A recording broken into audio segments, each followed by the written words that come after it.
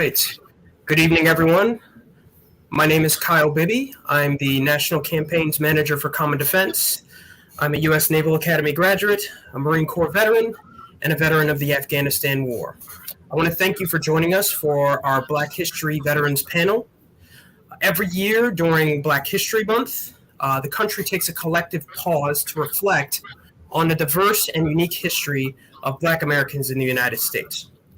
During this time, we here at Common Defense also like to highlight the special history and experiences of Black veterans across the many generations of service in our nation's history. This year in particular, we figured rather than only reflecting on our past or the present, we wanted to sit down with veterans who've served in our community across multiple generations and have them share what their experiences are like during this new civil rights movement while still reflecting on our past civil rights movement and have a discussion about our way forward in this country. With that in mind, I'm going to allow our panelists to introduce themselves before we jump into our discussion. So first, Frank Thompson, if you'd like to introduce yourself. Hi, I'm Frank Thompson. I live in Tucson.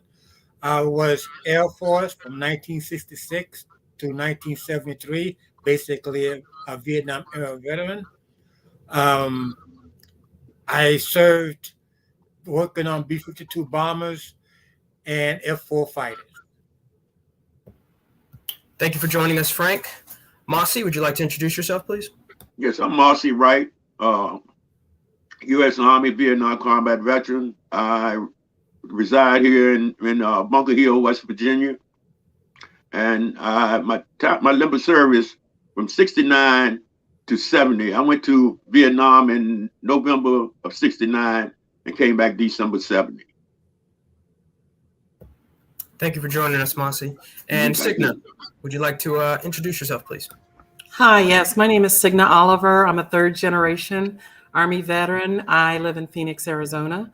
I've served twice, once enlisted from 1981 to 1986 as a telecom specialist with a field artillery unit. And the second time I came back in as a JAG officer from 1995 through 1998. Thank you for joining us, Signa. And last but not least, Lakeisha.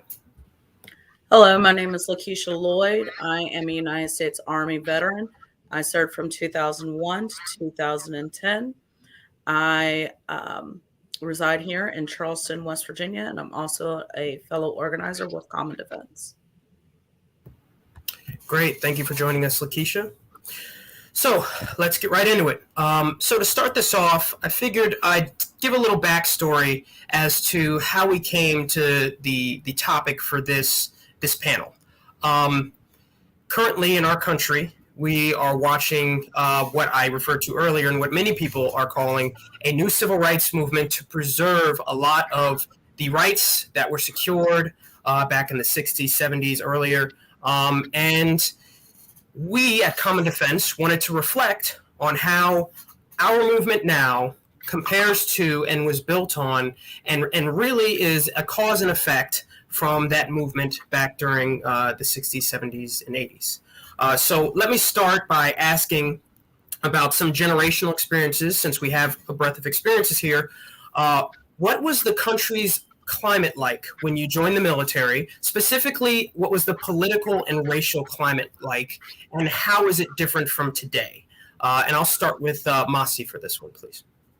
The political climate, well, before I got drafted,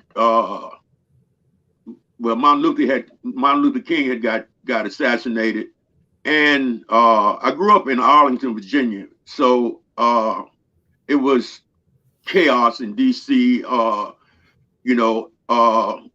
Everywhere, all across the country, and at that time, as a youngster, it kind of opened my eyes to a lot of things as far as society concerned, politicians,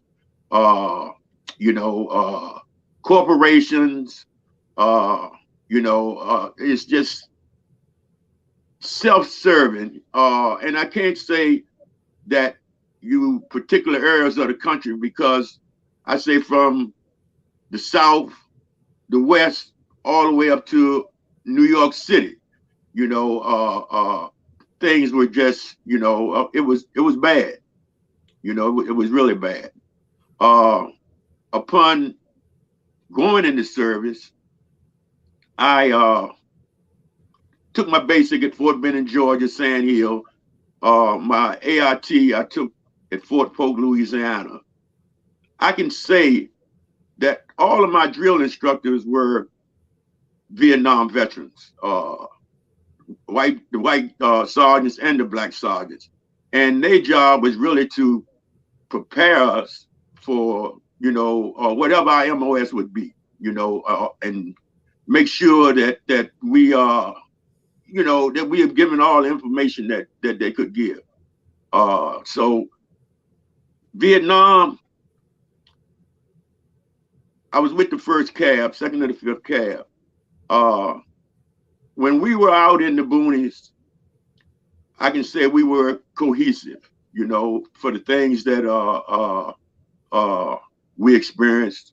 I'm not going to really get into any of that, but when we came back to the LZ, to our base camp, it was pretty much still segregated. The black soldiers here, Hispanics, some Hispanics with the black soldiers, and you got the white soldiers. They, they was doing their thing. So it was still, the racial complex of the thing was still, it was still kind of bad. And I think over the years, it got a little better. I think it just got a little better. But now, it's full blown. To me, it's worse than it was when I was growing up. Wow. Well, thank you for sharing that. And actually, to bring up a key point, a lot of people don't recognize that Vietnam was actually the first fully integrated war in U.S. history. Every war prior to that, the military prior to that war was segregated. Korean War, even though they started integration, it was those were some of the first integrated units, but they still had segregated units during Korea. So, Frank, would you like to give a minute or so about the climate when you were serving as well? Yes, I want to kind of embrace this first coming from the time period of which I served in. First, I just want to ensure that people know something about the history. I was not born black. I was born colored. That's what's on my birth certificate. I was raised Negro. So you understand the background for which I went into the service. During that time period, the struggles of civil rights and black nationalism brought everybody today to black. So you understand the attitudes of the time of at the time I went in. To this time, you have Black Lives Matter. I want you to understand back then, what I had faced was terms and slogans, one of which, if you're black, get back. If you're brown, stick around. If you're white, you're all right. If you're in the North, it's okay to be as close, get as big as you want, but don't get too close. In the South, you can get as close as you want, but don't get too big. And one of the biggest ones that we had to live with was that last hired, first fired. A lot of us was unemployed. It wasn't until the end of the decade, the 60s, that is, that we started to hear a couple of slogans that were started by Malcolm X. One was the blacker the berry, the sweeter the juice. The other one was black is beautiful. And then we came up with Black Power. This is the environment for which, when I volunteered, I was living in, I was coming from. When I went into the service, I had went to Keesler Air Force Base in Biloxi, Mississippi. I had decided I was going to be a leader. I had a green rope. There were 3 ropes: red, which was the top; yellow, which which had more power, and then I was the lowest, but I was a green rope, and I was given charge over different barracks. My introduction to that, being a leader, being black, keep in mind, I was Keesler because it was an electronics training school. I was one of 3 black people in that type of training out of over 144. I was green rope, and my red rope made it clear that niggers haven't got no business telling white boys what to do. That, you might say, was my intro into the military. The military. I'm sorry. Go ahead, Frank. I was going to ask a brief follow. Go ahead. I'll finish what you're saying. It had balancing act for me to have learned from. Because of the situation, I had learned that there was going to be bad. There was going to be people that wasn't going to like me. But I had learned from a really good experience walking across the flight line one day. I was by myself because I couldn't march back with the white people, with the white guys. So I was walking back by myself. But when I got back to the squadron, it was in the 7th Squadron on the Triangle area of Keesler Air Force Base. And I was called to the commander's office, and it freaked me out because he had asked me about what race was there racism he thought in the squadron. I didn't get it at first, but what happened was 7 of the white guys, I didn't see it, but I was told all about it. 7 of the white guys actually protested the racism and marched to the commander's office to protest the racism that I was going through.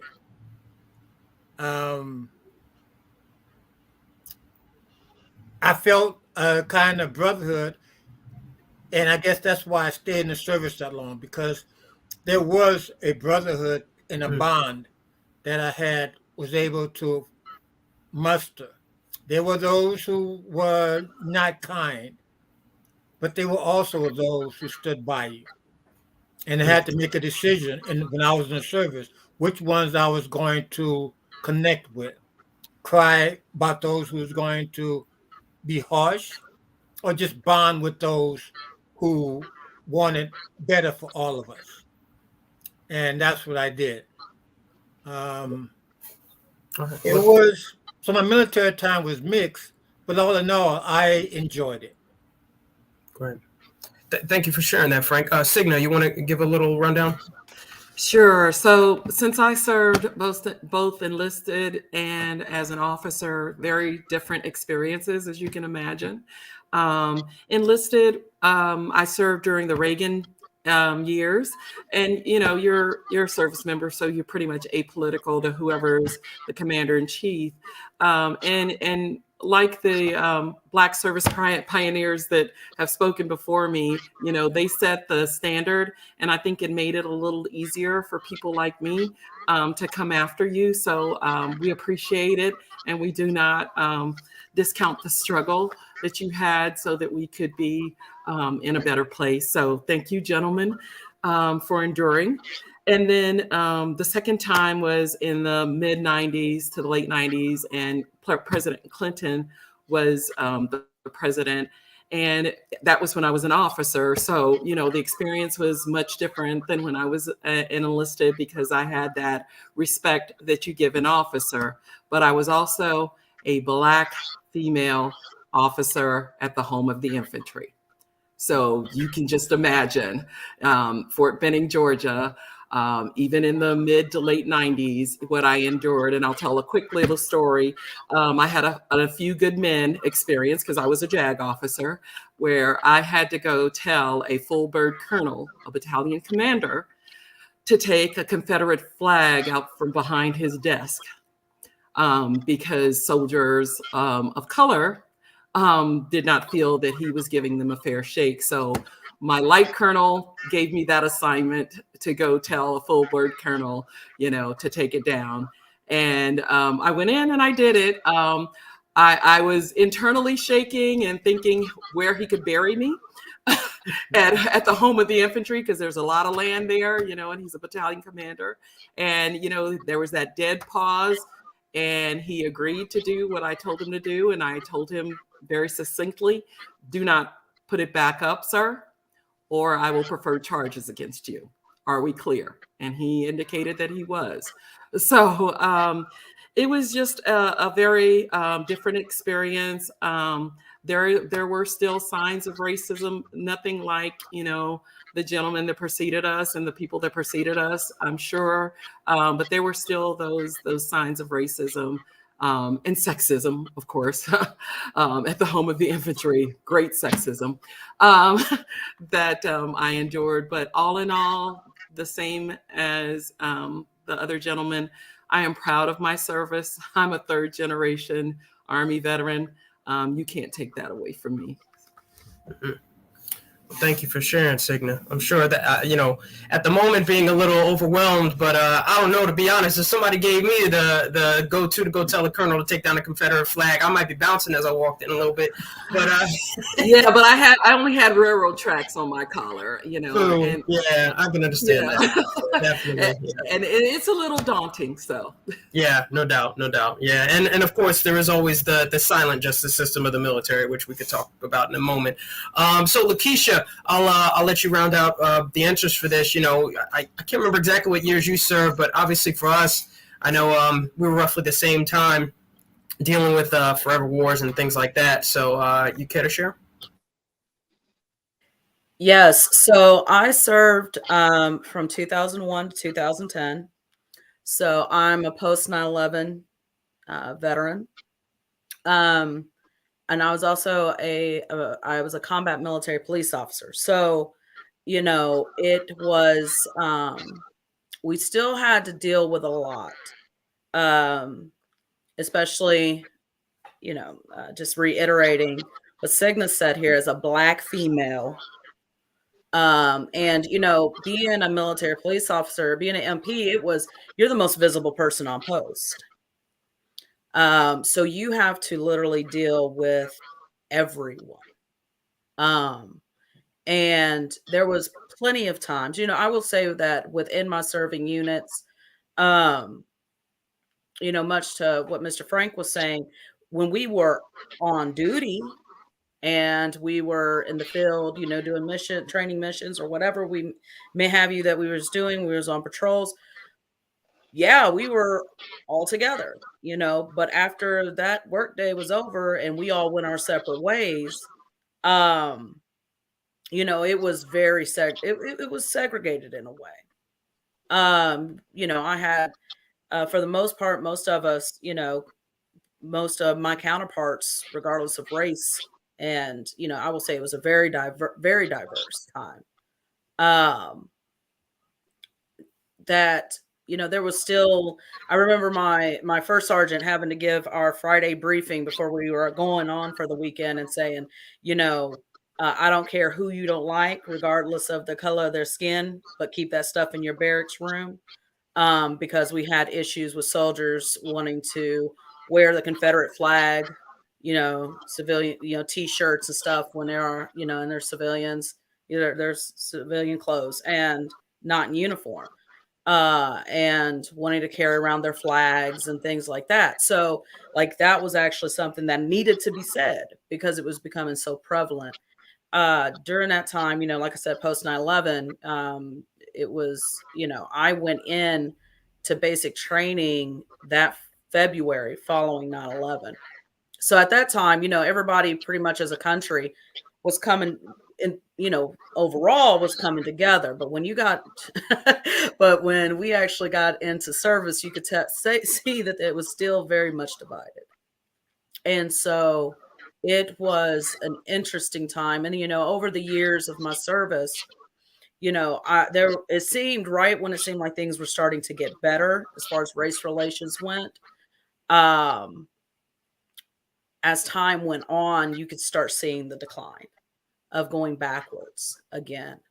You know, being an MP, and having to be on duty, you know, having to go and monitor the clubs on post and the off post and things of that nature, and some of the slurs. You know, I've been called everything. I was called everything. And my white counterparts would be shocked because I wouldn't react to it, and they would, you know, but they would be appalled, and I'd blow it off because, you know, unfortunately, that's what I had to deal with growing up. So, you know, going into the military and having to deal with the same thing, you know, it was bothersome, but you're able to brush it off because that's just the Black experience in this country, you know, that extends generations. You kind of got thick skin about it, but it was, you know, and just seeing how things are now, it's for me, it's worrisome. I have concerns, a lot of concerns, because I'm not seeing things getting better. Things are getting worse. So, yeah, that's a really interesting point, Lakeisha. And I think, you know, as somebody who also served post 9/11, I remember specifically, I was on San Onofre Beach at Camp Pendleton, in a hole in the ground, what we call a fighting position, doing some training. And that's when they announced that Barack Obama was going to be the new president. And, you know, I'm doing my little dance in the fighting hole because I like him. And, you know, but I do think, you know, Lakeisha, you talk about your last few years in service, you know, your last few years in service are the first few years of the Obama administration. Same for me. I mean, I started just before Obama was elected, you know, but it was kind of a marked change. And you know, and I think to the gentleman, what you were saying earlier, Frank in particular, about the cultural change that occurred, how it went from, you know, black in the back, you know, to black power, black pride, right? There was a switch somewhere else in the country when Obama was elected, I think, that really triggered a lot of people in a bad way, right? And if I could, I want to do a quick follow-up to Frank and Mossy. You know, I remember, Mossy, you mentioned a little bit about the draft. Do you care to share a little bit about how the draft itself affected the political climate and how people really reacted to that? Because, you know, correct me if I'm wrong, you two gentlemen did serve during the draft. I don't think that any of us had to ever worry about that, right? Like, we were the all-volunteer force. You want me to go first? Yes, please. Okay. The draft, personally, you know, that was my first time getting away from home and this and that. And I kind of, I was young. I was just turned 19. Was in good shape. So when I went to basic and went through all that, you know, I was in great shape. I always coming up, you know what I mean? You had to listen. So that was something that was really good for me because I listened to others who knew more than I did, you know. And so it was good. You know, you have people complaining about this or that. People didn't want to be there, but you know, I wanted to serve. I didn't have no money, and I'm not a coward, so I couldn't go to Canada. So I had to, you know, do what I had to do. And you know, overall, and I'm thankful for it, you know, because I grew up in Vietnam, pretty much, and I'm just thankful for, you know, war. I didn't like that, but you know what I mean. You had to, you know, I had to adjust. So, like I say, I'm just thankful, man, for all of my experiences. I'm thankful for, you know. I'm just thankful, man. You know, so, and if I had to do it again, I would do it again. You know, that's just me. You know, because that oath of office is sacred. You know, and I still to the day, and you know, I'm saying I'll uphold that, and I'm president also of our Vietnam Veterans of America chapter up here in Martinsburg. So I continually to serve. You know, that's what I do, and I continue to do that. Yeah. Thank you for sharing that, Mossy. And, it's interesting that makes me think of, there's that old, I think W.E.B. Du Bois talks about the double consciousness of being a black person in America and how those are often against each other, right?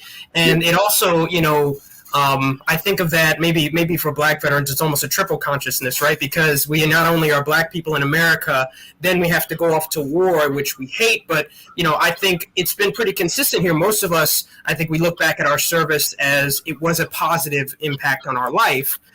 Even if there were things about it that we don't like. I am still saddened and upset about my time in Afghanistan, even if ultimately I'm proud of my service, right? So, Frank, did you want to add a little bit about how the draft affected you or your friends and the climate at the time?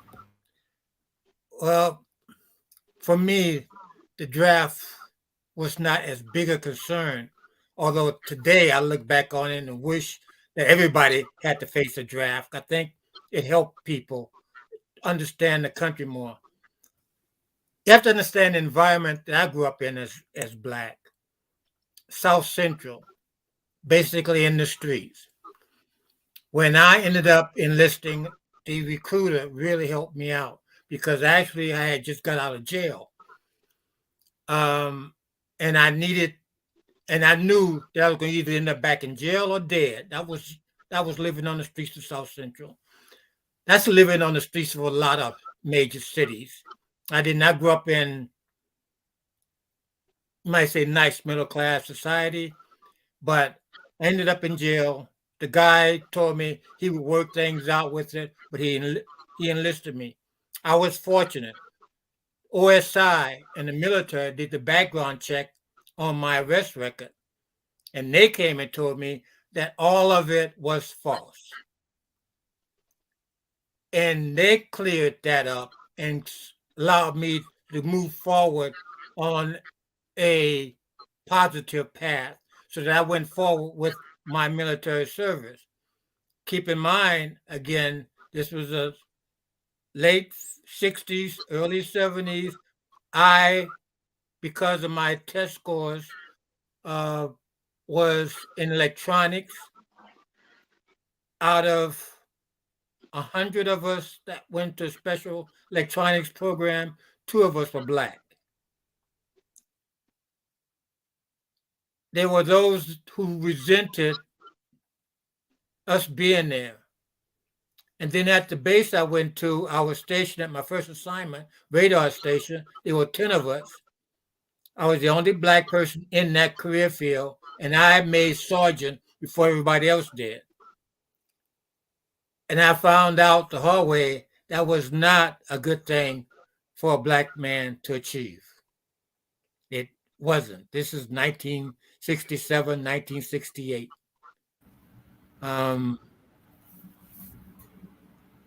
But it was still, I wish everybody had a requirement to serve so that they could understand better what you need to give for your country. Yeah, wow. Thank you for sharing that. And it's interesting when I'm thinking about when you mentioned how and this could be a whole discussion in of itself, like how MOS rankings and different things, MOS assignments are a pretty racialized thing as well. Like I was an infantry officer in the Marine Corps, and I think in my, I can't even remember, maybe there was a handful, 5 or so of black infantry officers in my regiment at Camp Horno at Pendleton, right? So, and of course, a good amount of that also comes from the history. My family actually literally told me when I said that I wanted to join the Marine Corps, I had an uncle who served in Vietnam in the Army, and they said, well, they're going to put you on the front line and you're going to describe all these horrible things that were going to happen to me, right? And I knew a lot of friends who did choose to serve. And because of that, they said, well, I'm going to try and specifically go into logistics, or I'm going to only go into this field, or I'm going to, there's still that residue, I think, of what took place for a lot of black service members, similar to what you experienced, Frank, where your crime to the rest of your unit was succeeding, was being a good sergeant, right? That's crazy. And it makes me wonder, And I guess we'll go on. The next question I have is, what are some of the big misconceptions that you would say people have about the era that you served in? You know, people talk a lot about the civil rights movement. They talk a lot about the 80s and the Reagan Revolution, Reagan era, and all this. What do you think that they have forgotten about that era? And for this one, I think I want to start with Cigna. I'll say this. What they have forgotten about that era is the climate of the country. There was the, you know, and I don't want to get political because I was trying to stay apolitical. But you know, conservatism was becoming more prevalent, and you know, and there were a lot of things that, as we look back, you know, changed the course of what we're dealing with now. But we didn't recognize it because it was slow moving at that time. But the Reagan era, you know, was a very different era where, you know, we thought that things were getting better, but were they really? You know, when we can look back, and when we can look back on history, we have to ask that question: were they getting better, or was it being, you know,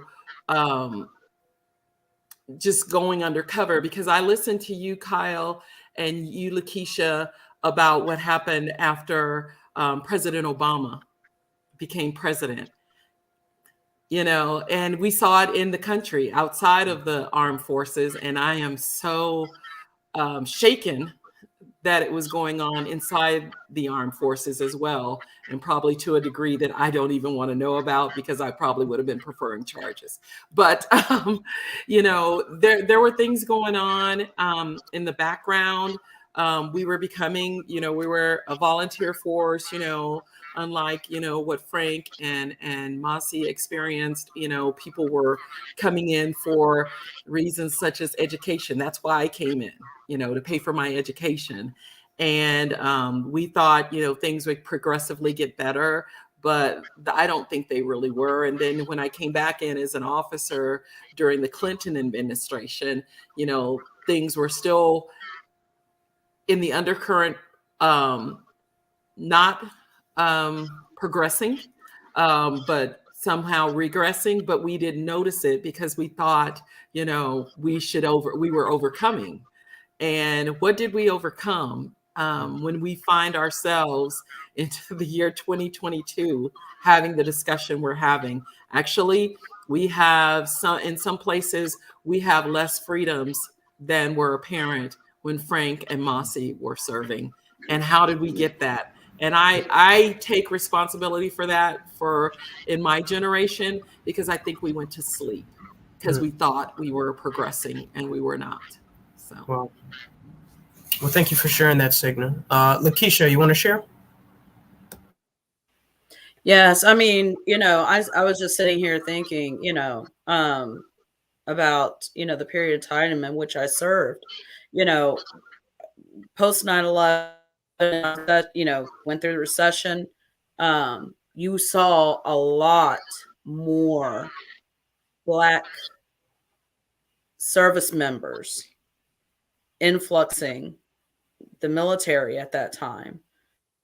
It, I mean, more so than our white counterparts, because you have to look at the racial disparities and the things and where the communities in which they were coming from, you know, during that period of time. It was already bad, and then the recession hit, you know. So then if you wanted to actually have a decent job and make decent money and have benefits, you had to come in the military, you know. And then I remember I was at Fort Lee when Obama, the night of the election, and I'm sitting there with friends, and when I saw that man walk across that stage, you know, to accept, you know, the results of that election, and it was just, you know, and it wasn't far after that. It was not that you started seeing a lot of, you know, to Cigna's point, you were apolitical. You did not hold a political affiliation, because it didn't matter who the commander in chief was, what party was, that was your boss, period. but then after Obama was elected, seeing the shift of every, seeing fellow soldiers starting to talk more about politics and starting to align themselves more, making that line in the sand of, well, I'm going to be more liberal or I'm conservative, and just seeing that change was it was worrisome. It was, because now not only are we already dealing with issues of divisive issues like race, sex, gender, things like this going on, but now you're starting to see politics becoming a divisive issue, and that affecting unit cohesion. Right. And then you started, and it was really starting to, the black soldiers were more starting to, be with, other black soldiers, and the white soldiers started being more with other white, and they were aligning themselves along political lines. But then you're starting to see the same, it's history repeating itself, literally in real time. And it's so obvious that you can't help but notice it. So, yeah, I mean, it's just, it's just watching that progression all those years, and how things were just not moving in the direction that we all thought it was, so. Yeah. Thank you for sharing, Lakeisha. Frank, you want to share a bit? About things then as compared to now.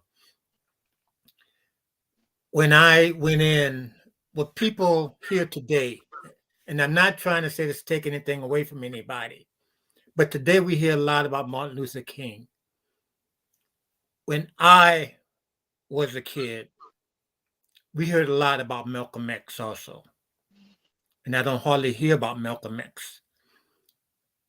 As Black people, we were kind of divided. The South was following Martin Luther King, the North was following, like me, was following Malcolm X. We hear today that we will all, quote, believe in nonviolence because white people want to believe in that. But the Black Panther Party actually believe in self-defense. We forgot to fight. What Lakeisha was saying. I remember always, as you get old, you want to tell your kids how much better they've got it today. But what I had missed was I had to tell them they had got it better because of a fight. And things, the bad always happens on its own. The good you always have to fight for. And I think it was Signa who mentioned we kind of went to sleep. And I feel bad because I feel bad that I went to sleep and I thought that we were going to move forward. I even knew because of history when Obama got elected, white people was going to have a bad reaction. But I actually believed, like it was in service for me, that there would be enough white people to stand up with the rest of us that it would mitigate all of that.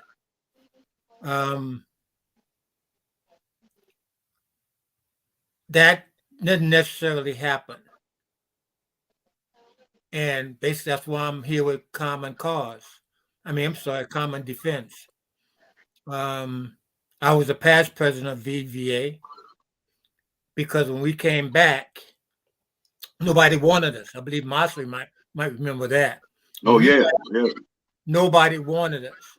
We have a saying for each other, welcome home, because we came back to the world, as we said, we was able to come home. And the divisions, the racial divisions, were still pretty strong back then, like it was for World War II vets. Vietnam veterans, the Black Vietnam veterans, most likely end up homeless. They will most likely end up back in jail. And I'm looking today and I feel bad because I should have said something more to make sure that this didn't reoccur. And that's what I'm seeing today. Thank you for sharing, Frank. And Mossy, do you want to, share again some misconceptions people have? the misconception is a great misconception. Well, it's not a misconception. It's just a deploy with the old divide and conquer. The few, you know, it's just too much. Right now, it's just too much. It's not confusion. It's just outright lies, and then people taking it. You know, they just doing what they want to do. I remember coming home from Vietnam, and I came back through Fort Lewis, Washington, and the sergeant told me, he said, he suggested that none of us wear our uniforms home, but I was proud. I said, I'm gonna wear my uniform. And lo and behold, when I first got to the airport, oh man, I'm saying, got called all kind of names. People, men and women, wanted to spit, you know, and this was like, I had 3 different planes because I had to fly back to DC. So I had the 3 different airports I had to go through, and it was the same thing. Baby killers, this and that, and this and that. And it's all misinformation. You know, I'm saying, if you weren't there to experience what we experienced, then, you know, you just got to be quiet. I look at today with the younger vets, you know, and thank God that, you know, right now, you know, as far as the climate, you know, I did say, you know, thanking you for your service and things of that nature. We never got that. We never got that at all, you know, when we came home. And that was, it hurt. As far as help, because I really needed a lot of help when I got back because of the stuff that I did, what I saw, and it just really affected, and it even to the day, you know, it still affects me. But I just thank God for the younger veterans today, because now they say they have some kind of downtime after they leave Iraq or Afghanistan before they put you back in the street. But we came right back in the street, you know, and back in the 70s, I really was disillusioned as far as politicians go, because you know, they had us there for, man, a lot of, you know, a whole lot of other reasons, you know, but mainly it was for money, you know. So we, you know, died, bled, you know, and I'm gonna say we weren't defeated, you know. To me, we won the war, you know. We won many battles, I know that, you know, but you know, we were just pawns, man, pawns, you know. And it's the same thing still going on today. And America never learns, it never learns from history, you know. They could keep repeating the same thing over and over again, you know. And you know, it depresses me, it makes me angry, you know, but I'm dealing with it, you know what I mean? And because I see through it. The younger generation is really the ones that we're going to have to, I think, shape, tell them the truth, you know what I mean, and allow them to move forward, you know what I mean, because they are future, you know. I think what's going on now is, it's bad, but I believe that we're going to reverse it, you know what I mean. It's going to be a fight, but we're going to reverse it, you know what I mean. I'm optimistic about that, you know, because it's different mindsets now from the time I grew up and my parents grew up. You know, it was like they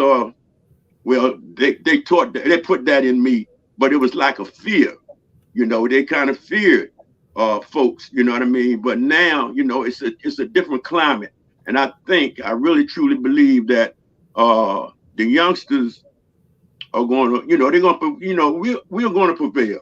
You know, we're going to prevail. You know. Yeah, definitely, we are going to prevail. I like that.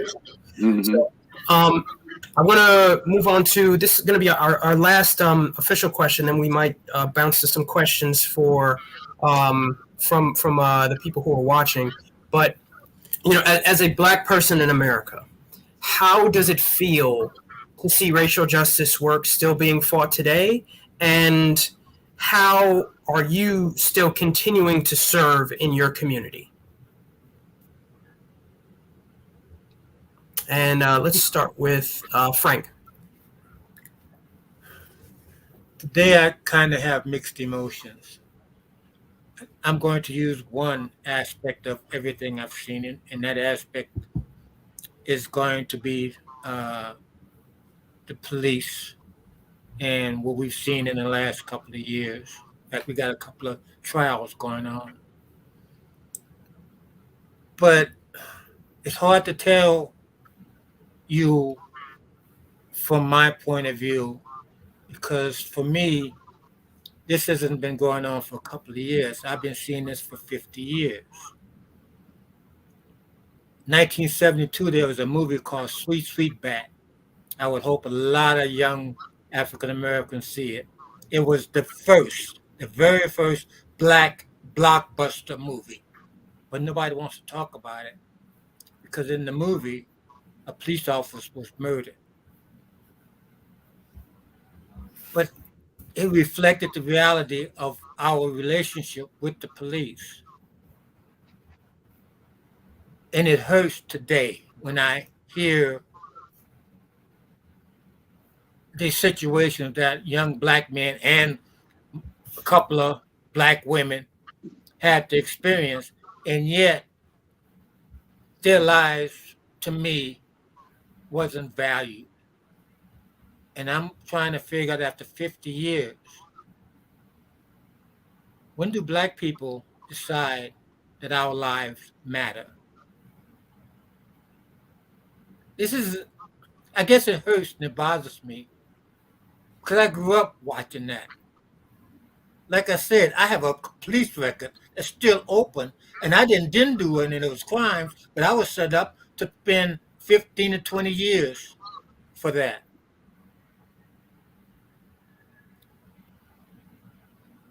And I can't make you understand probably how deep it hurts when somebody else is shot because somebody felt that their life was threatened. And I keep wondering, I was 18 when I left South Central. I'm 74 today.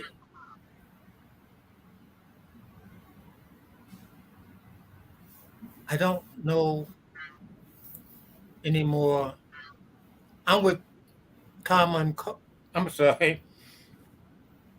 Defense because I believe that it might be the future for my grandchildren.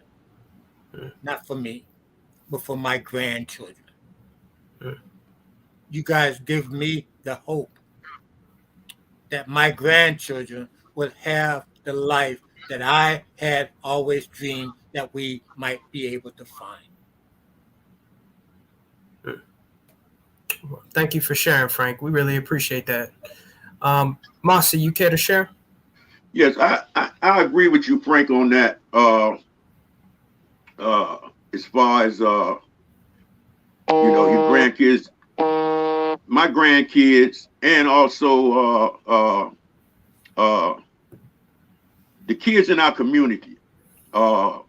As a chapter, I have a good rapport, with the kids. I was before COVID going into high schools and speaking and things of that nature. And I still get a lot of questions about, especially now, the things that's going on now for some of the kids in my neighborhood. And I'll be honest with them, and I let them know, it's forces that are trying to turn society upon one another. As far as Blacks are concerned in this country, you know, our lives have really never mattered, you know, from slavery up until today. And then they put so many distractions in our faces, in our neighborhoods, the drugs. Now the main thing now is just all these electronics, because you know you focused 10, 12 hours a day, you know what I mean, on games and stuff like that. The world is still moving, you know, and you stuck, you know. So it's a lot of things, man, that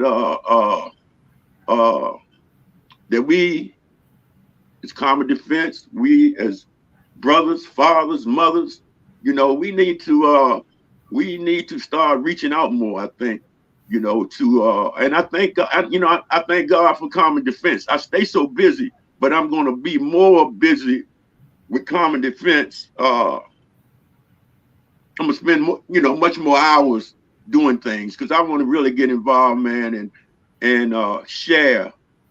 And I'm, you know, I'm kind of fucked up, but excuse me for my language, but I just hate what's going on there, and you know, it really disturbs and it triggers me a lot. You know, my anger, depression, and stuff like that. But I'm going to always be truthful. I'm going to always be upfront with whoever I talk to, you know, and I'm going to, you know, to have them to understand actually what's going on. And that's the only thing I think that's going to be able to, we as a team, going to be able to reverse things. You know, we got senators, we got, man, I tell you, I just, you know, it's just madness. Yeah. Yeah. Well, thank you for sharing, Marcy, and thank you for keeping it real with us as well. So, so Cigna, how does it feel still seeing racial justice work fought today, and how are you continuing to serve? Okay, so I'll start with the last part. I'm continuing to serve. I'm with Common Defense. This organization is my heartbeat. I am on the board of another progressive veterans group called Vets Forward. It's a national group. I'm on the board here in Arizona. I serve with other grassroots organizations because I really have a responsibility. Just like the gentleman said, I have grandchildren. I have 6 little brown boys and a little brown girl that are depending on their Gigi to make it better. And I am an adversary to be reckoned with. And I won't stop until my last breath to make sure that those children live in a better world, or the world that, you know, all of us, you know, signed that blank check to make. We all have to be ideologues that are on here, because to have served in the military, to take an oath, to sign a blank check to a country that may not love you, especially the gentleman that served in Vietnam, when you get back, that may not love you, you know, you have to be some kind of ideologue. So I don't think that we will ever, you know, give up, but I do think that the fight is real. That's why you see in over 30 states them trying to change, you know, education. Because if you think back about the enslaved people, what did they do? They kept them from being educated. Because if we can critically think, if we can use our minds, we are brilliant. The Black people, I call it Blacks Making History Month, because we're still making history today.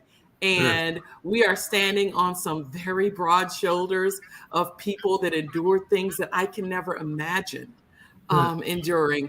And I don't take that for granted, but I have met some amazing young people that give me hope that we're going to be okay. We're going to be okay. And I have to keep that in mind. I really would like everybody to take the time to, you know, critically think, look into things, stop listening to the media because it's very influential. If you listen to, you know, Frank and Mossy, you know, they were denigrated for serving a country in a war that they didn't start, you know, and it was the media that portrayed them the way they portrayed them. It was the media that, if you remember in the 60s, I do, because I was alive in the 60s, MLK wasn't a good person. He's now a good person, but why? You know, they're quoting him now. People that wouldn't have, you know, pissed on him to put him out if he was on fire during the 60s while he lived. But now he's an icon. Come on.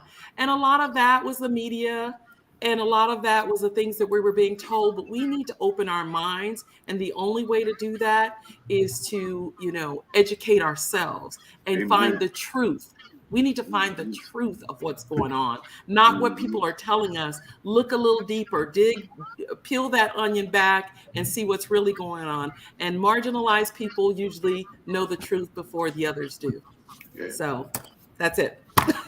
Thank you. Thank you for that truth. All right, great. And Lakeisha, you want to round us out? Yeah, so, I'm 39. I'm 39 years old. Youngster. My grandfather was a sharecropper in Mississippi.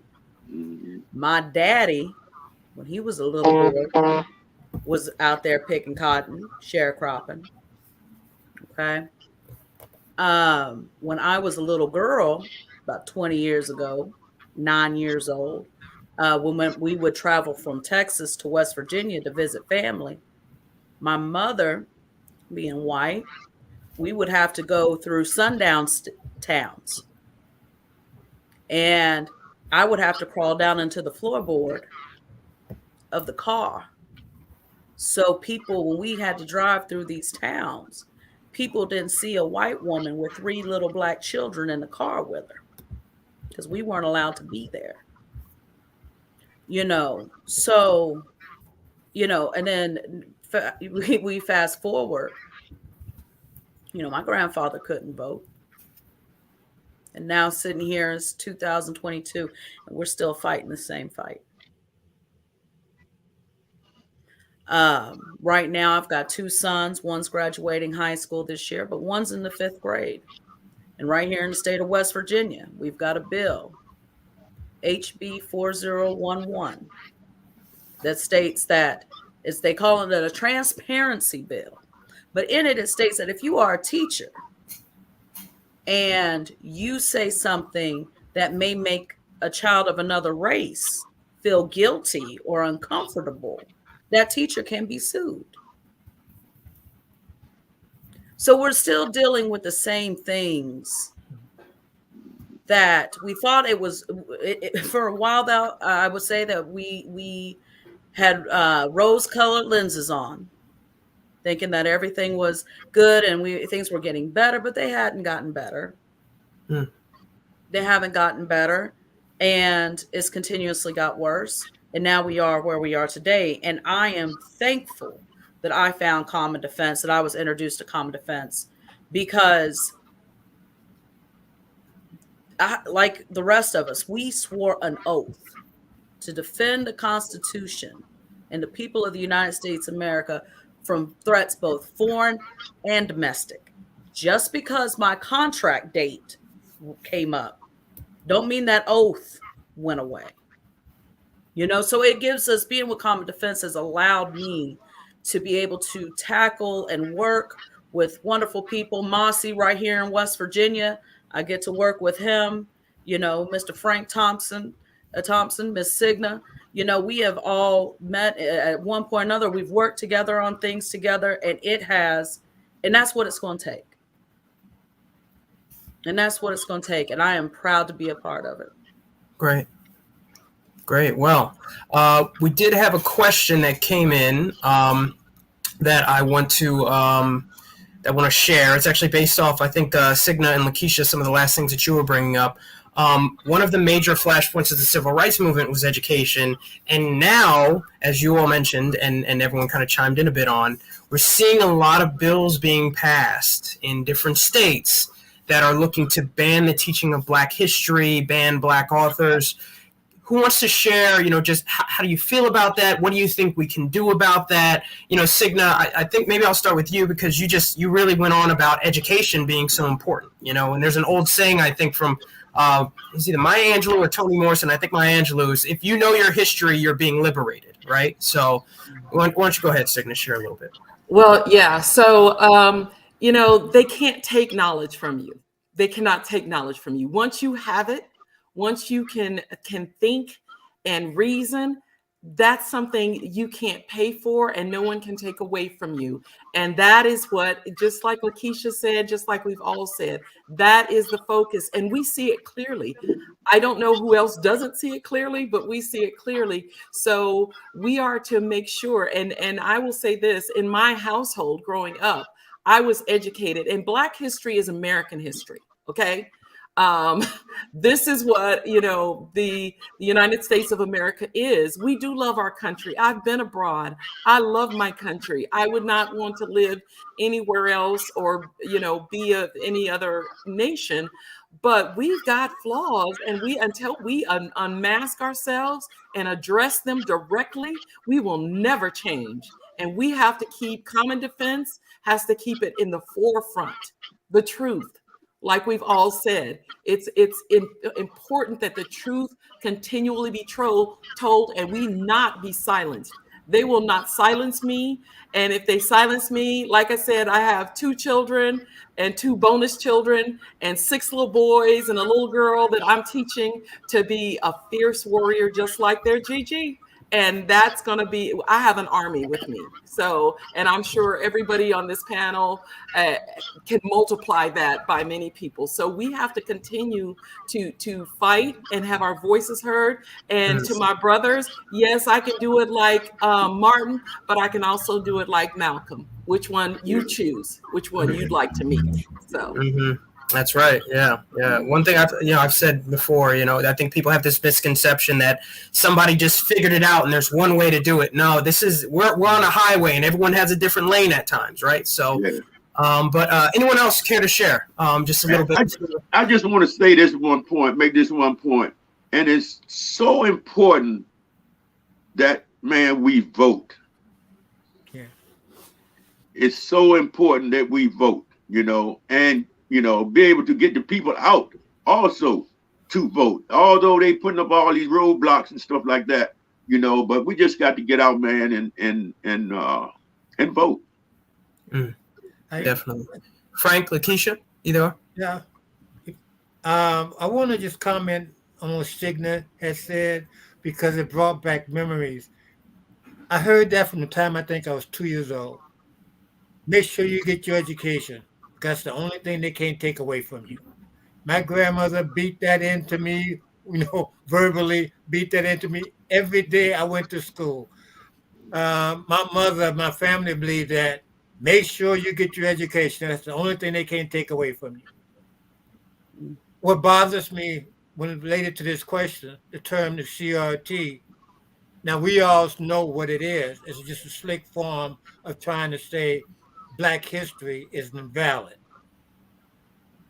But I've also found that when we don't challenge people back such that they think that they can get away with that, that hurts more. If you see people talking about we shouldn't be having CRT, we should be trying to get the news media and everybody else to say this is race talk. This is racist in its value. Because if people don't hear that effectively, then they're going to believe that what they're saying and what they're doing has worth when it's actually detrimental. We have been, I know Mark said we've been this, because we've seen this.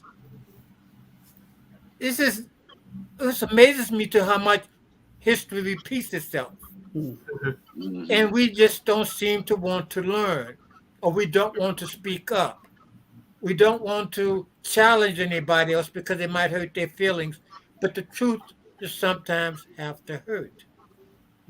True. And our knowledge is our greatest gift to share. No, it's not. It's our second greatest gift. Our love is our first greatest gift.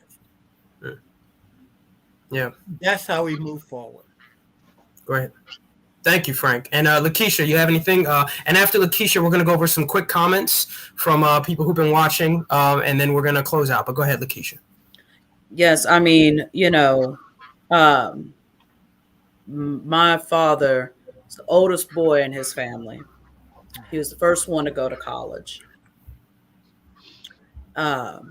And, just watching him and him as, teaching us, I hated the word apply as a kid because he would always tell me, you have to apply yourself. You have to apply yourself. You have to apply yourself. You got to learn. You need to study. You need to study, and my mother was a teacher. So, it was just, I got it from both ends, but to when I was a kid, when I was in the 5th grade, we were learning about slavery.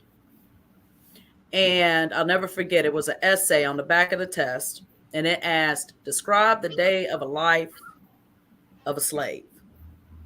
And I filled out that whole essay part plus another piece of paper, because I was lucky enough to have parents that at a young age invested and made sure that I understood my history and the history of my people. And I got that paper back and the teacher gave me a big old fat F. And she had circled that paragraph and she said, this is not true. I'll never forget that. And now to be, to have children same age, the same grade, and seeing these things that they're trying to do to keep American history away from them. So my child cannot learn. My grandchildren will not be able to learn and understand their history. And we're still in the same fight. So that's why I believe that, and I'm so glad that, Common Defense and as veterans, we're able to come together and recognize this and make this an issue and say, enough is enough, and stand up. What we're seeing is a lot of cookie cutter legislation that they're just passing around, and each state's just adopting it. Mm-hmm. It happened right here in West Virginia. We're dealing with it right now. So we just have to keep up the good fight and just keep enduring. We're just getting started. That's right. Yeah. So I think I wish I could remember the exact words you said earlier, Mossy, but it's like we won't be defeated, or we won't be dissuaded, or essentially we will persevere, essentially, right? So yeah, we're gonna persevere. That's right. We're gonna prevail. Yeah. All right. So our comms director, Stephanie Flores, has collected some of the comments from folks in the chat. So just wanted to share. From Esty, thank you. Dropped away for a minute there. Okay. Thank you all for your service and sharing your truth tonight. That's from Esty. From Tyrone, appreciate all the transparency. Thank you, Tyrone. From Lesbeth, I can't read the whole thing. Thank you for all of your dedication to defend all lives in the U.S. From Vivian, thank you for your service. Fellow women veterans salutes all of you. And there's our political director, Devi. Great job, everyone. Amazing stories from all. So, yeah, thank you all so much for sharing, definitely. And is that, from Heather. Thank you for sharing your perspectives and your service. We can do so much better. And we will. All right, Teresa, inspiring presentation. Many thanks. All right, glad we had a good audience today. You all spoke a great deal on the power of continuing your service, and I wanted to ask if you all had favorite quotes to motivate you to continue to organize. I guess we could end with that. Some little quotes that folks have that motivate them to continue to organize. I'll start. I already used one earlier. It was the one from Maya Angelou. The more you know your history, the more liberated you are. The future belongs to all those who prepare. I'm sorry, say again, Frank? Malcolm X. The future belongs to all of those who prepare. That's right. I'll do Martin. I'm paraphrasing. It won't be the voices of my enemies. I remember it'll be the silence of my friends. That's my paraphrase. That's a solidarity quote right there if I ever heard one. All right. Mossy, Lakeisha, got anything? Mine is the younger generation is our future. And that's who I'm really fighting for. Because, I'm an old man now, so I'm going to make sure the younger generation, you know what I mean, get it together, man, you know, and move forward. Cause and one sister, what's your name again, sis? The officer? Signa. Signa, yeah. And what you touched on, education. Education is so important. And if you don't learn it in school, you can do it on your own. You know, the parents, you know what I mean? Yeah, you know. So it's no excuse, you know, and that's because it just like James Brown said, without an education, you just well be dead, you know. So we got to push forward, you know. So and everything I do is geared towards the younger generation and trying to instill in them that fight, you know what I mean? Cause don't quit, you know. Yeah. All right, so we got Malcolm X, we got Martin Luther King, we got James Brown, we got Maya Angelou, and Keisha. Let's round it out. Who we got? We're gonna have Sam Cooke. Okay, James gonna come. It's been a long time coming. Yeah. But I know a change is going to come. That's right. Yeah. All right. What a great way to end. So I want to thank you all for joining us for this panel. Again, we focused on the history of Black veterans still serving their communities as both military members and community organizers and activists. We examined how our current civil rights movement is closely tied to our past struggles for voting rights and equality. At Common Defense, we believe that our nation is strongest when we value and uplift the diverse intergenerational history and experience of not just veterans, but community leaders across the country. We do want to remind people watching that our organization is a progressive home for those who serve their country, and we're dedicated to making community with other veterans of all walks of life. So feel free to join us at the link below. That's commondefense.us/join if you're a veteran and you're interested. And, come join our community. Again, commondefense.us/join. And thank you all for joining us. Have a good evening. And thank you all for joining the panel. Thank you. Thank you.